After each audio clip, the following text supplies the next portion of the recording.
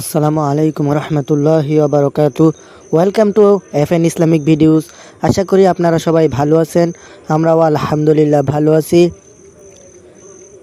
তো প্রথমেই শুকরিয়া আদায় করি ওই মহান রব্বুল আলামিনের জন্য, যিনি আমাদেরকে সৃষ্টি করেছেন এবং এই দুর্যোগের মধ্যে আমাদেরকে এইখানে এসে বসে কিছু কথা বলার এবং শোনার তৌফিক দিলেন। তার শুকরিয়া আদায় করি আমরা, জোরে সোরে বলি আলহামদুলিল্লাহ। আলহামদুলিল্লাহ। দুরুদ ও সালাম বর্ষিত হোক প্রিয় নবী বিশ্বনবী মোহাম্মদুর রসুল্লাহ সাল্লাল্লাহু আলাইহি ওয়াসাল্লামের প্রতি। আমরা সকলেই সংক্ষিপ্ত আকারে দুরুদ পাঠ করি, বলি আল্লাহুম্মা সাল্লি আলাইহি, আল্লাহুম্মা বারিক আলাইহি। আল্লাহুম্মা সাল্লি আলাইহি, আল্লাহুম্মা বারিক আলাইহি।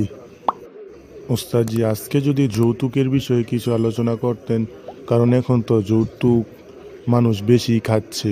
যৌতুক নিয়ে অনেক কথা হয় বা হয় না, এটা আমি জানি না, কিন্তু আপনি যদি আলোচনা করতেন তাহলে অনেক ভালো হতো। আচ্ছা, তাহলে আমরা আজকে যৌতুকের বিষয়ে কিছু কথা বলি। সবাই ভালোভাবে শুনবেন, না হলে কিছুই বুঝবেন না। চাচা, আপনি তো এই কালের কিছুই জানেন না। আপনি তো বুড়ো হয়ে গিয়েছেন, আপনি তো যৌবন হারিয়ে ফেলেছেন।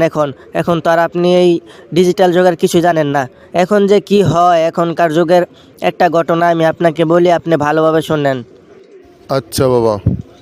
চাচা, এখনকার যুগের ছেলের পক্ষে আর মেয়ের পক্ষে যখন দেখতে আসে, বিয়ের সব তারিখ টুরিখ সব ঠিক হয়ে যায়। হ্যাঁ চাচা, আপনি আমার কথা ভালোভাবে বুঝবেন, কিন্তু বিয়ের তারিখ সব ঠিক হয়ে যায়। তারপর ছেলে কি বেয়াদব, বিয়ের 2 দিন আগে মেয়ের বাবাকে ফোন দেয়। কারণ এখন তো সবাই জেনে গিয়েছে তার মেয়ের বিয়ে, এলাকাবাসী সব জেনে গিয়েছে। এখন ছেলে ফোন দেয়, কি বেয়াদব, বলে বাবা আমি আপনার মেয়েকে অনেক ভালোবেসে রাখবো, কোনো কষ্ট দেব না, শুধু আমার একটা R15 চাই। দেখেন ছেলে কি বেয়াদব হলে এটা বলতে পারে। আরে ভাই, ওই সময় যেই সময় বিয়ে বাউ হয়েছিল ওই সময় বলেছে আমার কোনো দাবি দুবি নাই, কোনো আবদার নাই, কিন্তু বিয়ের 2 দিন আগে বলেছে আবদার আছে। কারণ ওই সময় যদি বিয়ে না দেয়, তাই জন্যে এখন তো আর বিয়ে না দিয়ে পারবে না। এখন তো এলাকাবাসী সবাই জেনে গিয়েছে, তাই জন্যে এখন ফোন দেয়। কি বেয়াদব ছেলে, কি বেয়াদব হলে এই কাজটা করতে পারে। এখন দেখেন, এখন মেয়ের বাবা তো হতাশ, কারণ কিছু টাকা আছে শুধু বাবা মানে বরযাত্রীকে খাওয়ানোর জন্য। তার কাছে তো আর R15 কেনার মতো টাকা নাই। তারপর মেয়ে জানতে পারে যে এই ছেলে R15 চেয়েছে, তখন মেয়ে বলে যে না, আমি বিয়ে করব না। কিন্তু মেয়ের বাবা তো জানে, এলাকাবাসী সবাই জেনে গিয়েছে, এখন তো মান সম্মানের একটা বিষয় আসছে না। তাই জন্যে মেয়ের বাবা মেয়েকে বলে না, তুই যা, তোকে বিয়ে দি, তুই বিয়েতে রাজি হয়ে যা। তারপর মেয়ের বাবা কষ্ট করে কি করে, জায়গা যতটুকু আছে ওইটুকু বেচে ফেলে, বেচে তারপর R15 কিনে দেয় ছেলেকে। ছেলে সন্তুষ্ট হয়, কিন্তু তারপরও কিন্তু সন্তুষ্ট হয় না। আরও কিছু ঘটনা আছে, আমি বলি, আপনি শোনেন। হ্যাঁ বাতিজা, তাহলে তো অনেক বেয়াদব হয়ে গিয়েছে ছেলেরা, আমি তো এগুলো কিছুই জানি না এখন। আরে চাচা, এখানেই তো শেষ না। তারপর যখন বিয়ে শেষ হয়ে যায়, এখন তো বাবা মা কোথায় থাকে, রাস্তায় থাকে, কারণ বাবা মার তো বাড়িঘর নাই।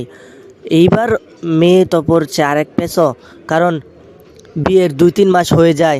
তারপর ছেলে আবার মেয়েকে ডাক দিয়ে বলে আমার এই R15 হবে না, আমার লাগবে প্রাইভেট কার। বুঝেছেন চাচা, এখন আমরা কোন যুগে বাস করি জানেন? এখন আমরা কোন যুগে বাস করি আল্লাহ তাআলাই ভালো জানেন। এবার বলেন কি হবে, এবার তো মেয়ের জীবনটা শেষ। আর বাবা মা বা কী করবে, এখনকার বাবা মার তো কিছুই নেই, রাস্তায় থাকে। এবার বলেন, তারপরে এরকম করতে করতেই মেয়েদের জীবন শেষ হয়ে যায়। এখন ছেলেরা এখন অনেক বেয়াদব হয়ে গিয়েছে, বুঝছেন চাচা? আমাদের আশেপাশে এত কিছু ঘটে যায়, তারপরে আমি এগুলো কিছুই জানি না।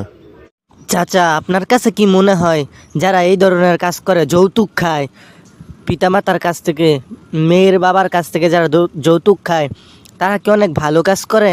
এটা কি অনেক ভালো কাজ? তারা অনেক বড়লোক হয়ে গিয়েছে? না ভাতিজা, আমার কাছে অনেক খারাপ মনে হয়। সরি ওস্তাদজি, ভুলে ভাতিজা বলে ফেলেছি। ওস্তাদজি, আমার কাছে ওই কাজটা অনেক খারাপ মনে হয়, কারণ নবীজি যখন নিষেধ করেছেন তাহলে এটা তো আর ভালো কাজ হবে না। হে যুবক, তুমি শুনে রাখো, তুমি যেই কাজটা করো, তুমি যৌতুক খাও, এটা কিন্তু একেবারে অনেক খারাপ। বিশ্বনবী মোহাম্মদুর রসুল্লাহ সাল্লাল্লাহু আলাইহি ওয়াসাল্লাম বলেছেন, যৌতুক খাওয়াও হারাম, যৌতুক দেওয়াও হারাম। তো তুমি কী ভাবছ তুমি যৌতুক খেয়ে বড়লোক হয়ে যাবা? তুমি একটা কথা মাথায় রেখো, যদি বাজার থেকে কোনো কিছু কিনতে যাও, কোনো পণ্য, তাহলে কিন্তু টাকা দিয়ে কিনতে হয়। তাহলে তুমি যে একটা মেয়েকে তুমি আনো, তুমি কি টাকা দিয়ে আনো? না, তুমি আরও টাকা নিয়ে আনো। তুমি যে জায়গা বিক্রয় করে মেয়ের বাবার কাছ থেকে R15 নিলা, তুমি কি ভাবছো তুমি বড়লোক হয়ে গেলা? তুমি গেট আপ ধরে থাকো, তোমার কাছে ভালো ভালো পোশাক আছে, তুমি কোট পরো, দামি ব্র্যান্ডের পোশাক পরো, তারপরেও তুমি যদি একজন ব্যক্তির কাছ থেকে জায়গা বিক্রয় করে তুমি R15 আনো, তাহলে তোমার থেকে খাইস্টা, তোমার থেকে গরিব, তোমার থেকে কৃপণ আর পৃথিবীতে আমার মনে হয় না যে কেউ আছে। হে যুবক, ভালো হয়ে যাও, সময় আছে, এখনও ফিরে আসো আল্লাহ তাআলার দিকে। যুবক, তুমি যদি পারো তাহলে তুমি মেয়ের বাবাকে কিছু দিয়ে আনো মেয়েকে, কিন্তু তুমি নিয়ে আইনো না, এটা অনেক মহাপাপ। তুমি বিয়ে কয়টা করবা? তুমি একটা মেয়েকে R15 নিয়ে আসার পরেও যদি আবার বলো প্রাইভেট কার লাগবে, তুমি মেয়েকে ছেড়ে দিলা, আরেকটা বিয়ে করলা। তুমি এরকম করতে করতে কয়টা বিয়ে করবা? 4টা, 5টা, 100টা করতে পারবা না, বেশি হলে 4টা করলা, ঠিক আছে। তুমি তারপরে তুমি কি করবা? মরবা একদিন, আল্লাহর কাঠগড়ায় দাঁড়াতে হবে যুবক, আল্লাহর কাঠগড়ায় দাঁড়াতে হবে, আল্লাহর কাছে জবাবদিহি করতে হবে। যদি তুমি উল্টাপাল্টা কাজ করো পৃথিবীতে, তাহলে আল্লাহর কাছে জবাবদিহি করতে পারবা না। এখনও সময় আছে, ফিরে আসো যুবক, ভালো হয়ে যাও, না হলে কিন্তু আল্লাহর কাঠগড়ায় তুমি দাঁড়াবে আর কিছুই বলতে পারবে না। যৌতুক খাওয়া হারাম, দেওয়া হারাম, যৌতুক থেকে আমরা ফিরে আসি, যৌতুক খাবো না, যৌতুক দেব না। যুবক, তুমি কি ভাবো এত কষ্ট করে মেয়েকে লালন পালন করে মেয়ের বাবা, তারপরেও তুমি মেয়ের কাছ থেকে এত টাকা আনো? তুমি যদি হিসাব করো মেয়ের বাবা মেয়েকে ছোট সময় থেকে কতটুকু বড় করেছে, কত টাকা খাওয়াইছে, পড়াইছে, তুমি যদি হিসাব করো তাহলে তুমি মাথা ঘুরে পড়ে যাবা, কারণ তুমি হিসাবই করতে পারবা না এত টাকা খরচ করেছে। আর তুমি তারপরও তার কাছ থেকে টাকা নিয়ে আসো, তার বাবার কাছ থেকে।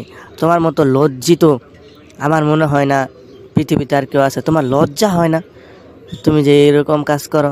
হ্যাঁ যুবক, আমারই তো লজ্জা হয় এগুলা শুনলে।